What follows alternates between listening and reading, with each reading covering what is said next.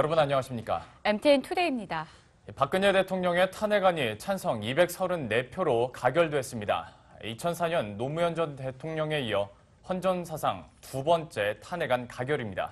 앞으로 최장 6개월간 헌법재판소의 탄핵 심판이 이뤄지고 그 기간 동안 박근혜 대통령의 직무는 정지됩니다. 권순우 기자와 함께 관련한 내용 자세히 알아보도록 하겠습니다. 권 기자, 먼저 탄핵 표결 결과부터 한번 정리를 해보죠.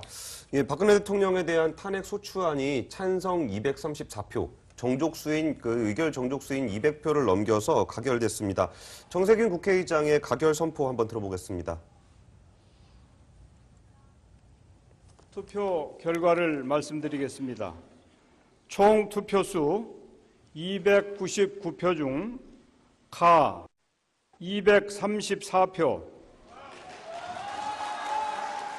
부 56표, 기권 2표, 무효 7표로서 대통령 박근혜 탄핵 소추안은 가결되었음을 선포합니다.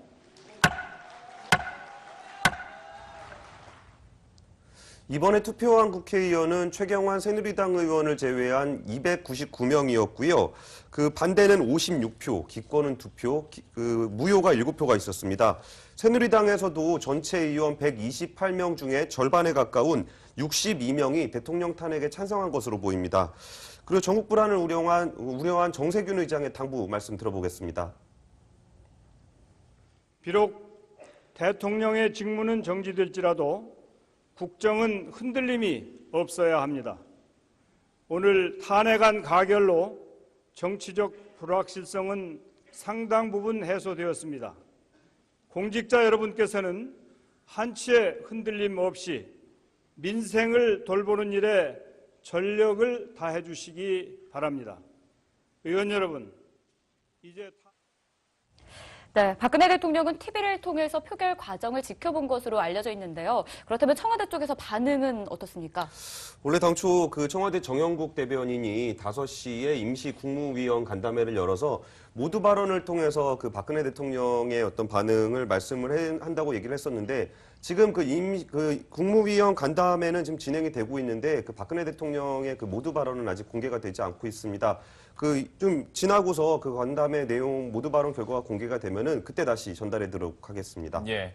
이렇게 가결 결정이 나면서 이제 박근혜 대통령 직무가 정지가 됐는데 정확히 언제부터 직무가 정지됐다고 우리가 판단을 하면 될까요? 예, 아무래도 지금 국무위원 간담회를 하고 있다는 거는 이제 직무가 아직 정지되지 않았다는 의미겠죠. 예. 예, 그 권성동 국회 법제사법위원장이 그 탄핵 그 가결안을 헌법재판소와 청와대로 송달을 하게 됩니다. 탄핵안이 헌법재판소에 접수가 되면은 그때부터 헌정사상 두 번째 대통령 탄핵 소추안 사건 심리가 본격적으로 시작이 되고요. 그 청와대에 탄핵안이 도착을 하면은 그때부터 대통령의 직무가 정지됩니다. 2004년 노무현 전 대통령 탄핵 당시에는 청와대까지 전달이 되는데 4시간이 걸렸습니다. 정영국 청와대 대변인은 대략 6시를 조금 넘긴 시점에 의견서가 전달될 것으로 보인다고 말했습니다. 그 박근혜 대통령의 직무가 정지가 되더라도 대통령의 신분은 유지가 되기 때문에 관저에서는 지낼 수가 있게 되고 경호 등의 예우도 유지가 됩니다. 그 월급 같은 경우에도 원래대로 지급이 되기는 하지만 업무 추진비는 제외가 됩니다. 그리고 헌재 결정까지 2개월에서 최대 6개월까지는 이 상태가 유지가 될 수 있습니다. 네, 이제 가결 이후 중요한 것은 국정 공백에 대한 우려감 아니겠습니까? 예. 앞으로 좀 이 대통령 직무가 정지되면 국정은 누가 이끌게 되나요? 그 대통령의 권한은 모두 이제 황교안 국무총리가 대통령 대행 체제를 가지게 되는데요. 네. 그 황교안 총리는 탄핵 소추가 가결된 직후에 한민구 국방부 장관에게 전화를 걸어 북한의 도발 가능성이 매우 크기 때문에 임무 수행에 만전을 기해달라고 지시를 했습니다. 또 박근혜 대통령이 소집한 국무위원 간담회에 참여한 후에 임시 국무회의를 소집하고 국가안전보장회의를 소집할 계획입니다. 그 황교안 국무총리의 대국민 담화는 오늘 오후 8시에 발표될 예정입니다. 예. 아무래도 국방과 함께 그 먹고 사는 문제, 그 경제가 굉장히 또 중요한 그 과제일 텐데요. 경제 분야를 책임질 그 유일호 경제부총리는 기재부 1급 간부들을 소집해서 긴급 간부회의를 열었습니다. 그리고 내일 나머지 그 경제부처 장관들이 참석하는 긴급 경제관계 장관회의를 열어서 각 부처의 현안 사항을 점검하고 향후 조치 계획을 점검할 예정입니다. 그 황교안 국무총리 대행 체제는 헌법재판소 심리까지 최장 6개월, 이후에 대선 2개월까지 해서 가장 오래 지속될 경우에 8개월까지 이어질 수 있습니다. 예. 그리고 이제 헌법재판소의 판결이 남아 있는데요. 법적으로 봤을 때는 이제 180일, 그러니까 이제 6개월 안에는 결정을 해야 되는 건데 현재 상황을 봤을 때 6개월까지 기다리기는 좀 힘들 것 같고요. 구체적으로 좀 어느 정도로 전망을 해볼 수 있을까요?